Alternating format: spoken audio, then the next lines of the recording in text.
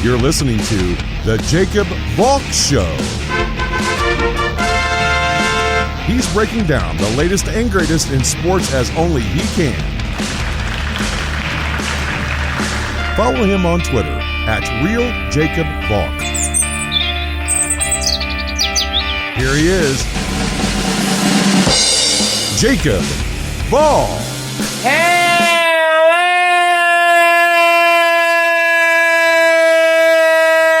sports fans! Welcome to another edition of the Jacob Valk Show. I am Jacob Valk, and there is a lot to get to today. Baseball, hockey, football, basketball, even some college football. I don't know what the right thing to start with is. I'm going to start with baseball because I've been looking forward to the postseason for a long time. I understand 60-game season, complete joke. The World Series winner is going to have an asterisk, but look, it's still playoff baseball. And to be honest with you, Major League Baseball is starting its postseason at the right time. The Stanley Cup Finals are going to be over either tonight or Wednesday night. Basketball is almost over. When we're not watching football, we can watch baseball. That's the way it should be. So I am going to make my playoff picks for the wild card round. And I'll start with Rays Blue Jays. The Rays are a team that's built around pitching. They have three really, really good starters in Tyler Glasnow, Ryan Yarbrough, and Blake Snell. They have a fantastic bullpen. Nick Anderson is one of the best relievers in all of baseball. Pete Fairbanks, Aaron Luke, Diego Castillo. At the end of the day, pitching wins in October. The Rays are going to be a tough out. Now, having said that, you still have to score to win. And the Rays don't have a great offense. Outside of Brandon Lau, who really scares you in that lineup? Yandy Diaz? He's hurt. Willie Adames? He's not bad, but he hit .260 this year. The Rays are going to be a tough out because of their pitching, but they also have to get some hitting. As for the Blue Jays, they arrived here a little ahead of schedule. In February or even March, I don't think people were picking the Blue Jays to make the playoffs, but what did I tell you? In a 60-game season, anything can happen. Playoff picks are meaningless. And it always benefits the young teams. The Blue Jays are a young team. Vlad Guerrero, Kevin Biggio, Bo Bichette, Gurriel. Even Randall Grichuk isn't the oldest guy in the world. He's 28. Teoscar Hernandez, 27. It's a very talented lineup. It's a lineup that's going to be really good for a long time. The thing with the Blue Jays is, outside of Hyunjin Ryu, they have no pitching. Taijuan Walker, in 6 starts, he's looked good. In fact, he's looked great. 2-1 with a 1.37 ERA, but how much can I really trust him?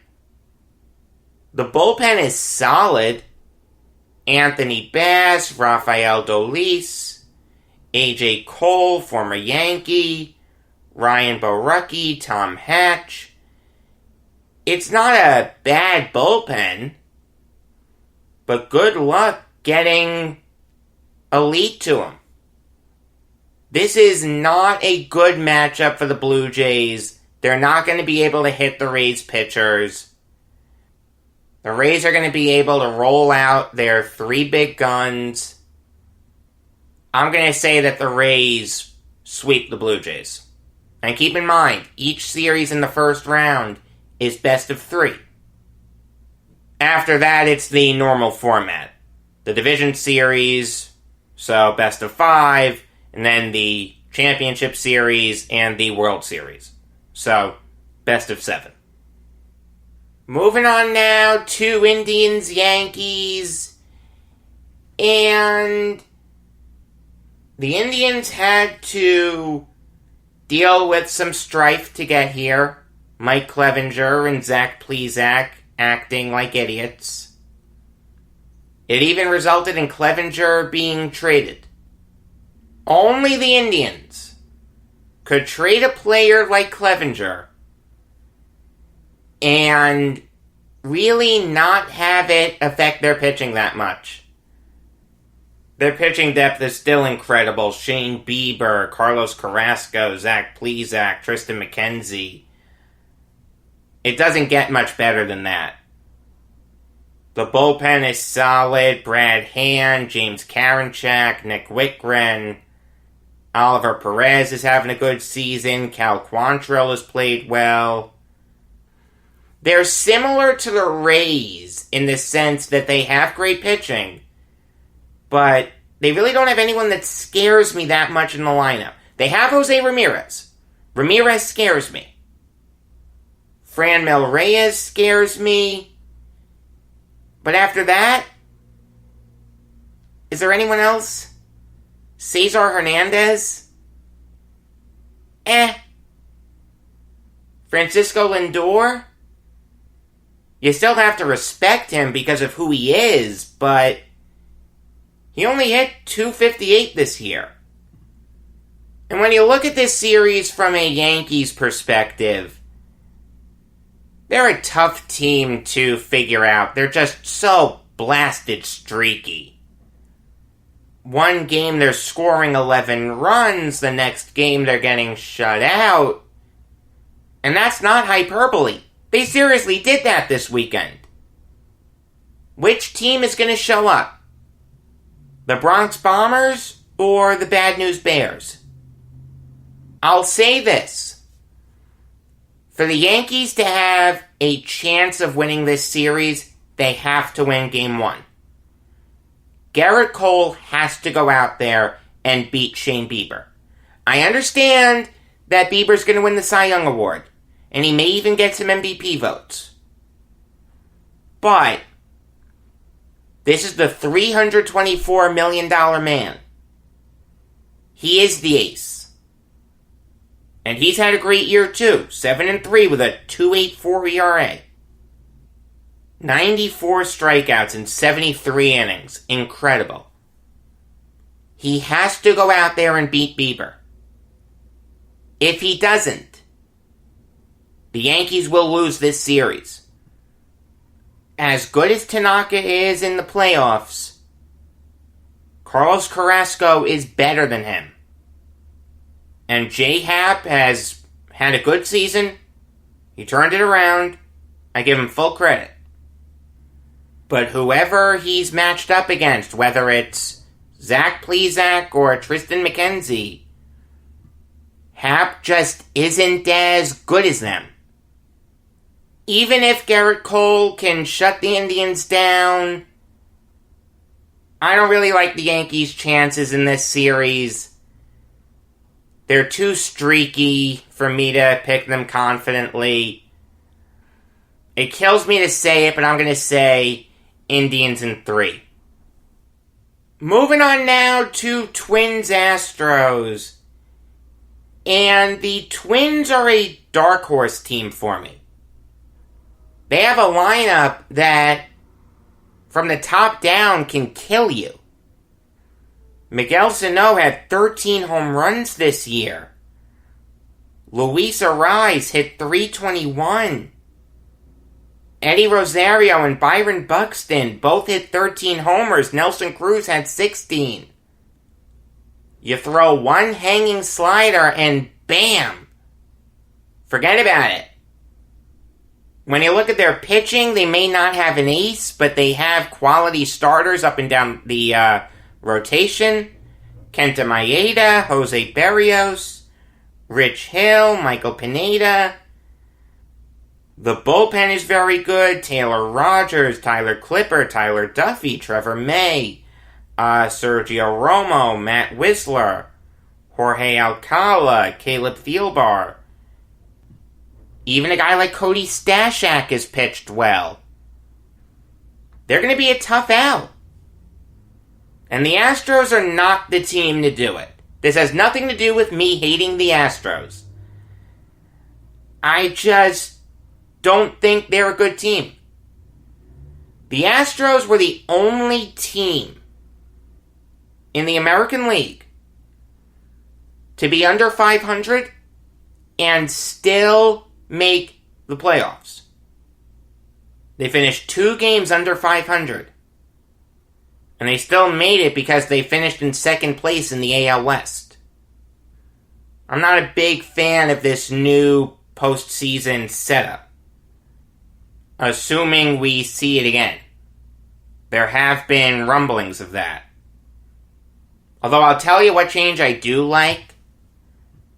And I know that I railed against it, but hey, I'll admit when I'm wrong, and I was wrong. I actually think this is a good idea. The runner on second rule for extra innings. That makes a ton of sense to me. It makes the game more exciting. It can end faster. No more 18-inning games. Some new strategy elements come into play. Whether they're used or not is irrelevant. They still have to be considered. The one thing that Major League Baseball did right with this season is that they threw everything at the wall and they can see what stuck. No to 7-inning doubleheaders. No to the expanded playoffs. I don't think that's the right way to go about it. Yes to the DH in both leagues. That has nothing to do with seeing it this year. That's just a common sense thing. And yes to the runner on second rule. I think it makes sense.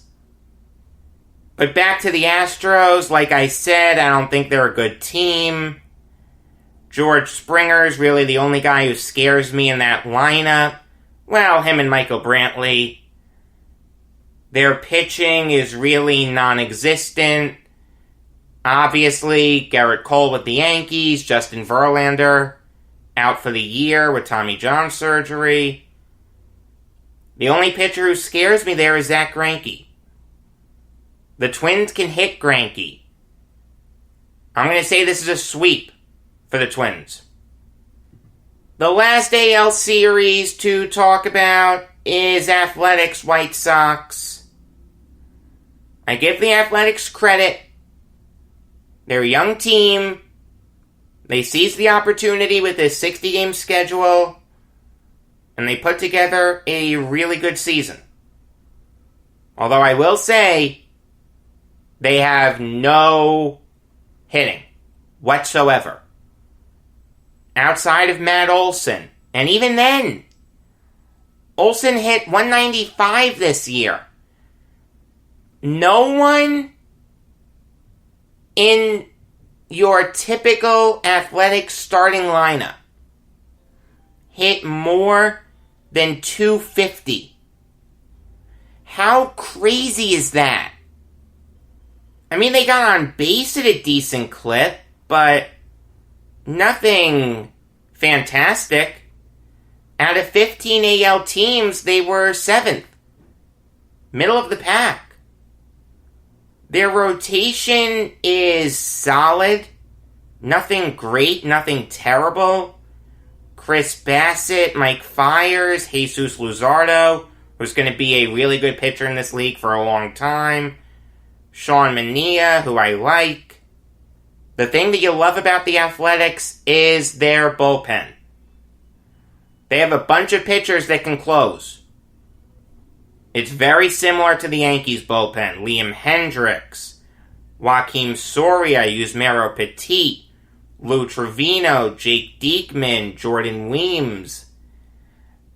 I don't know if J.B. Wendelken is going to be back in time for the playoffs, but he had a great season.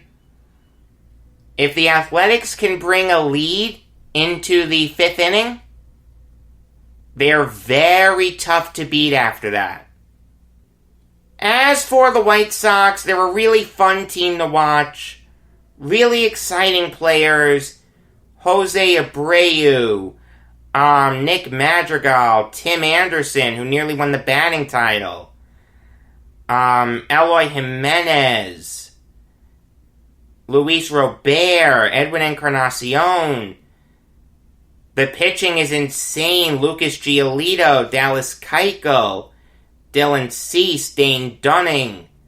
The bullpen, Alex Colomé, Matt Foster, Evan Marshall, Cody Hewer.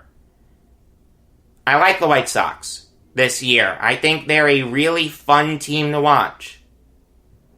They're another one of my dark horse teams.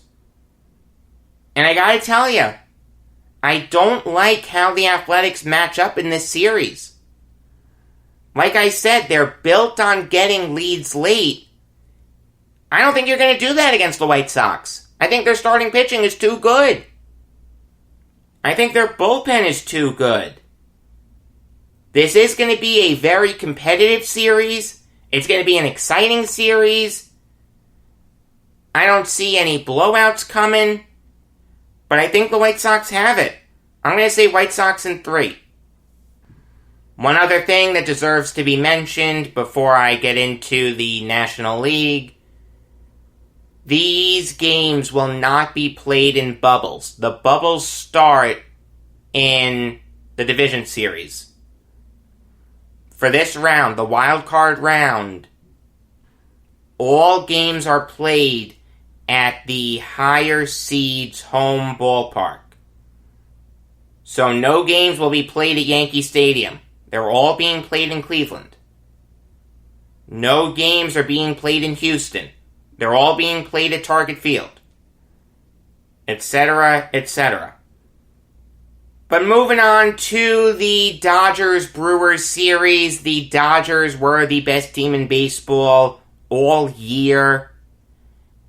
You want to talk about a team that can kill you from the top down? This is a team that can kill you from the top down. Will Smith, Corey Seager, Justin Turner, A.J. Pollock, Mookie Betts. Even guys like Cody Bellinger and Max Muncy, who didn't hit for average this year. They got on base at a decent clip. And they both had a dozen home runs. Clayton Kershaw is healthy. Dustin May and Julio Urias are going to be in this league for a long time. Tony Gonsolin, Walker Buehler. It's going to be a competition for that 4th spot. You may even see a 5th starter. The bullpen is insane. Kenley Jansen, Blake Trinan, Dylan Floro, Brusdar Gratterall, Jake McGee, Victor Gonzalez, Adam Kolarek, Pedro Baez, Joe Kelly. How do you beat this team? Tell me how you're going to beat this team. I'll tell you one thing. The Brewers don't have a prayer. No one in that lineup scares me. Keston Hiura is a good young second baseman. But he didn't hit for average this year. Didn't get on base at a good clip. He had 13 home runs, which I like. But that doesn't scare me. I can beat him. Orlando Arcia is solid, but he's not great. Christian Yelich had a terrible season. He hit 205. I understand the 12 homers, but 205 from Yelich? He's better than that. The Brewers' pitching is okay. Outside of Brandon Woodruff, no starter scares me. I don't know if we're going to see Corbin Burns or not. If we do, he scares me a little bit. The bullpen is great. Josh Hader, Brent Suter, Devin Williams, Eric Yardley, but I don't think it's going to matter. I think the Dodgers are going to destroy the Brewers. They're going to sweep the Brewers. The Brewers were under 500, and they made the playoffs. I'm telling you, 8 teams is too much. Dodgers in 2. Moving on now to Padres Cardinals. AJ Preller, very aggressive in his quest to end the Padres' incredibly long playoff appearance drought. Before this year, they hadn't made the playoffs since 2006. And they haven't won a round in the playoffs since 1998. Preller was very aggressive. He made some good moves. He traded for Clevenger. He reinforced the bullpen. I give Preller credit. Very aggressive GM. I like him. And the Padres do have a scary team. Eric Hosmer, Jake Cronenworth, Fernando Tatis, Manny Machado, Jurickson Profar finally seems to be putting it together. Trent Grisham, Will Myers. Their pitching is great. Zach Davies, Dinelson Lamet, Clevenger, Drew Pomeranz, Pierce Johnson, Matt Strahm, Trevor Rosenthal has come in and has looked like the second coming of Trevor Hoffman. And when you look at the Cardinals, they're a top-heavy team. The majority of their lineup is bad, but they do have some guys who can kill you. Yadier Molina is probably a future Hall of Famer. Paul Goldschmidt, Colton Wong, Paul DeYoung. I'd say Matt Carpenter, but he's been terrible this year. He's hitting 186. Their pitching is okay. Adam Wainwright, Kwang Young Kim. The bullpen is fantastic, though. Giovanni Gallegos, Genesis Cabrera, Tyler Webb, Andrew Miller, Austin Gomber. If they can get a lead late, watch out. But I think the Padres are better. This isn't going to be a sweep or anything, but I think the Padres have it. Padres in 3. Moving on now to Cubs Marlins. Yes, hell has frozen over. The Miami Marlins are in the playoffs. And they get to face the Chicago Cubs again. The same team that they beat in the 2003 NLCS en route to beating the Yankees in the World Series. I'll tell you what the Cubs should do. They should have one fan in the stands. That's it, just one. You know who that fan should be? Steve Bartman. Have him sit in that same seat for all the games. I mean, come on. It's too poetic not to happen. I understand the chances of it happening are slim to none. But I really want that to happen. Look, the Cubs don't have a great lineup. They massively underachieved.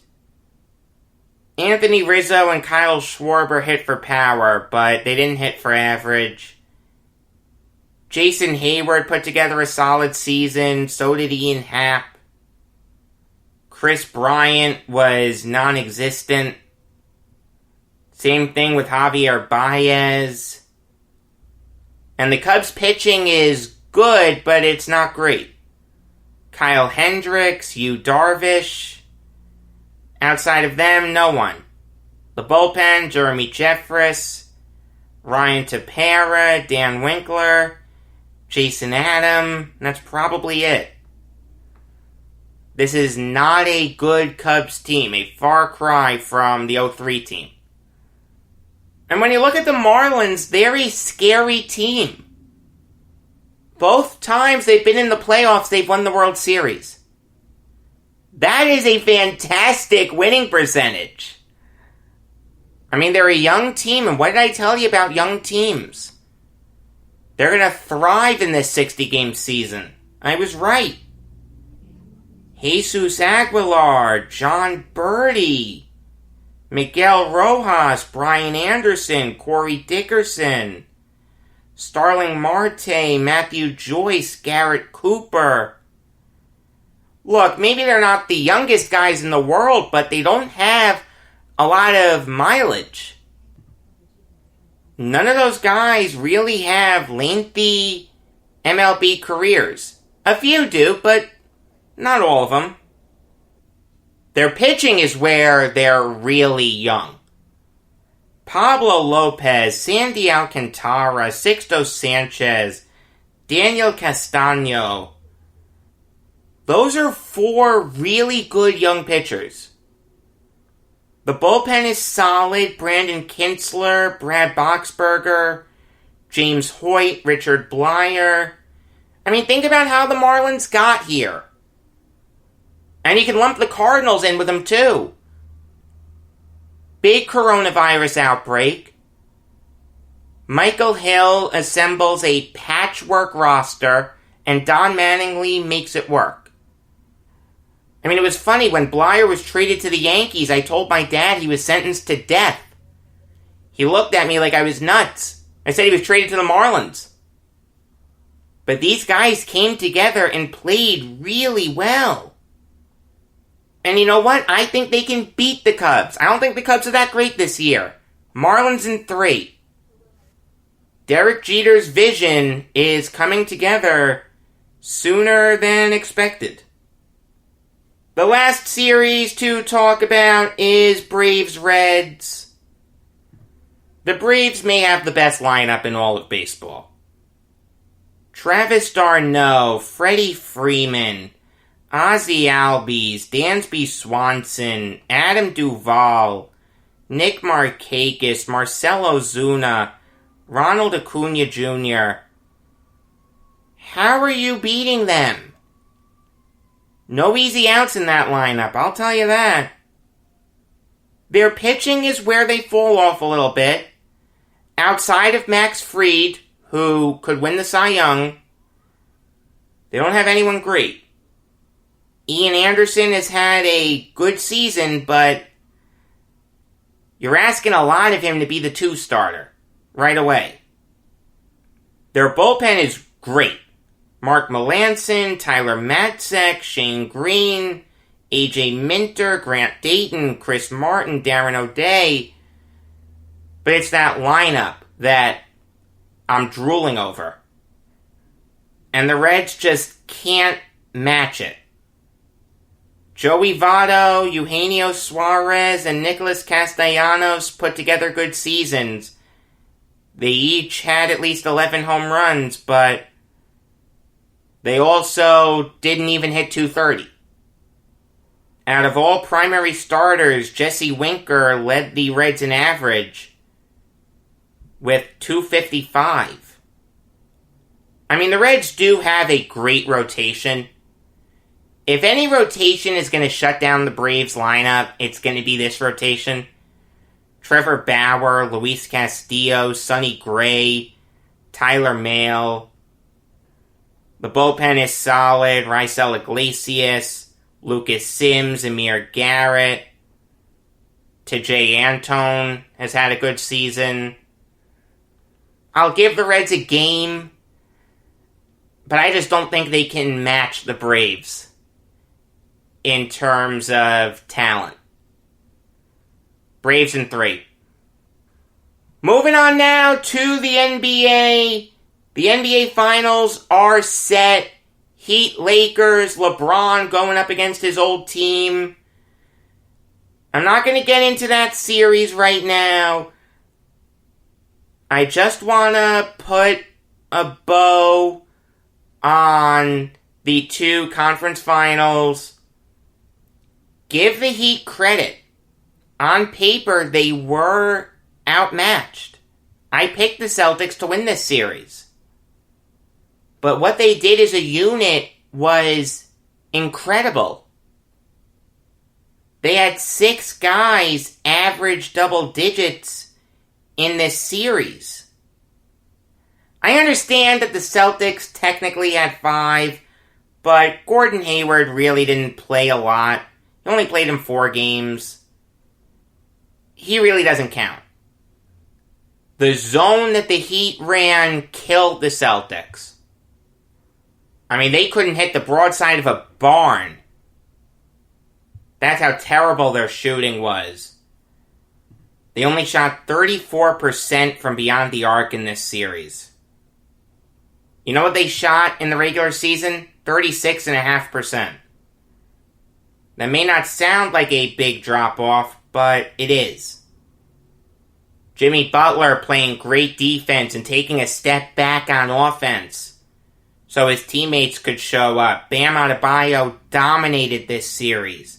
Tyler Hero played fantastically. Goran Dragic played really well. Duncan Robinson had nights where he was shooting the lights out. Jay Crowder played well.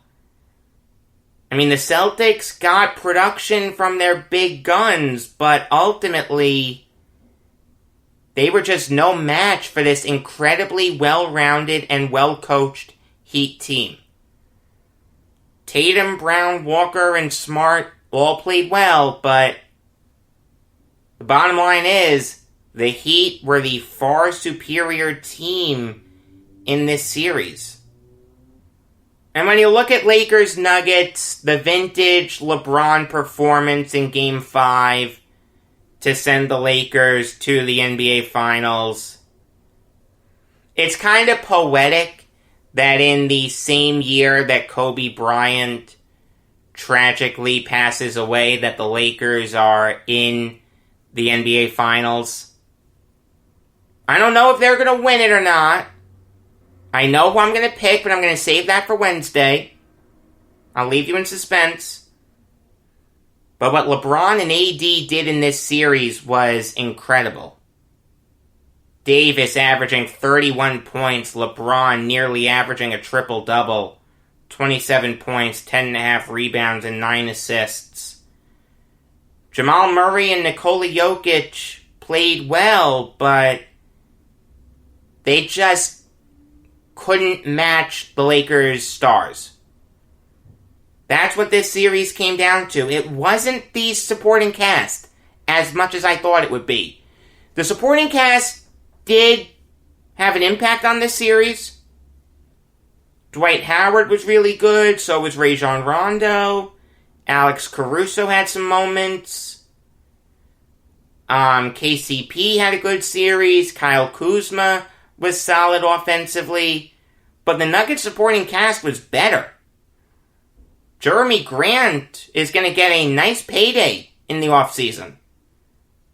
Michael Porter Jr. established himself as a really good player in this league. Monte Morris had a good series. But the Nuggets just couldn't match the Lakers in terms of star power. Maybe they'll be able to a couple years from now, but not with LeBron in his 17th year in the league. Still playing like 25-year-old LeBron. Moving on now to the Stanley Cup Finals. The Stars staved off elimination on Saturday night. They had to go to double overtime to do it, but they did force a Game 6. The thing that surprised me about this series is the production that the Stars have gotten from their veterans. Joe Pavelski and Corey Perry have shown up. It isn't their young guns. It's not Kiviranta.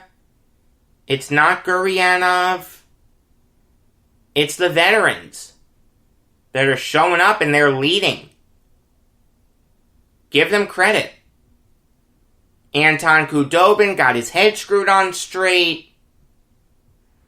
He made 39 saves. Look, at the end of the day, if Khudobin plays well, the Stars have a chance of winning. They're not going to win 5-4 games. You saw it on Friday. The Lightning have to generate consistent scoring opportunities, and they have to convert on them. Khudobin did stand on his head. He made some great saves. And Steven Stamkos being out does throw a wrinkle in this series. I don't know what happened. The guy played one game, played great, and then next thing you know, he's out for the rest of the series. That was bizarre. I like the Lightning's chances. I do think they're going to win tonight. I just don't see Khudobin standing on his head again. There is an NFL story that I want to talk about, and that is the Bears benching Mitchell Trubisky for Nick Foles. Now, before I get into what Foles did, let me just say that Trubisky did not deserve to be benched. Because he actually got off to a solid start. Played great against the Lions. Was okay against the Giants. He threw 2 interceptions, but he also threw 2 touchdowns. His completion percentage was good. And against the Falcons, yeah, he wasn't setting the world on fire, but he wasn't abysmal. They just gave Trubisky a really quick hook, and I don't think he deserved that. I'm not a big Trubisky fan by any stretch. In fact, I really don't like him that much. Nothing against him personally, I just don't think he's a good player. But he's still your starting quarterback. You have to give him the respect that that position warrants. Now, Foles came in, and it looked kinda shaky. He threw a killer interception in the end zone that was initially ruled a touchdown for some stupid reason. Thank God the refs got that call right.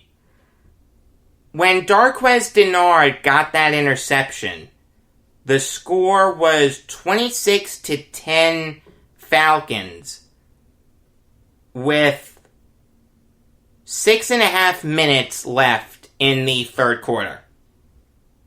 No way the Falcons are blowing this, right? You don't know the Falcons. They gave up 20 unanswered points in the fourth quarter. Foles is just so blasted clutch. I mean, I don't get it. This guy is so infuriating. He can look great when you really need him to, and then when you really don't need him to, he looks terrible. I'm so glad that Nick Foles was never the quarterback of the Jets, because I think I would have pulled my hair out. I mean, Foles has earned the right to start going forward for the Bears. He is better than Trubisky. I thought that going into training camp. And it's going to be interesting to see what the Bears do going forward. They're 3-0 right now. It's looking good for them. Matt Nagy seems to have this team going in the right direction. But when you look at his counterpart, Dan Quinn, for the Falcons, how does he still have a job? How do you not fire him after constantly blowing leads? You want to talk about a 28-3 hangover? This is a crazy hangover. I don't know what they need. Hair of the dog? Bread? Water? Whatever. They've got to stop being so hungover. They're 0-3. They have Matt Ryan as their quarterback. They've scored 90 points in their 3 games. You know how many they've given up? 108. Dan Quinn came to the Falcons from the Seahawks as their defensive coordinator. This is a defensive guy that's doing this. Fire Dan Quinn. It's going to be a race to see who gets fired first. Him or Gase. And again, I don't think Gase deserves to be fired, but the Jets don't have much of a choice. Even if they win on Thursday, it's going to get to a point where the Jets just have to move on from Gase. That's all that caught my eye in the NFL this week. I don't want to preview Chiefs-Ravens. What am I going to say? We all know that Mahomes and Jackson are going to get theirs. This could be an AFC title game preview. Whichever defense can step up and make a big play is going to win this game. There. Preview over. That's why I didn't want to spend too much time on it. But I am going to spend some time talking about the two big college football upsets that happened on Saturday. And I'll start with Kansas State beating Oklahoma. Watching this game, I was stunned. I couldn't believe what I was seeing. The Sooners gave up 17 unanswered fourth quarter points. Spencer Rattler threw 3 interceptions. They were just sloppy, and Kansas State made him pay for it. Skylar Thompson put together a really good game for Kansas State. He completed 18 passes for 334 yards, and he had 3 rushing touchdowns. And he also threw a touchdown pass to Shabastin Taylor. I'm going to be interested in watching this kid more this year. If he can put together a good senior season, he keeps it up with his arm, and he keeps it up with his legs, maybe he can turn into an interesting developmental quarterback prospect. But give Kansas State credit. This is a huge win for them. They're not a national title threat or anything, but look, this is something that they're going to be able to hold on to for a long time. This is what makes college football so great. Any team can be better than any other team on any given Saturday.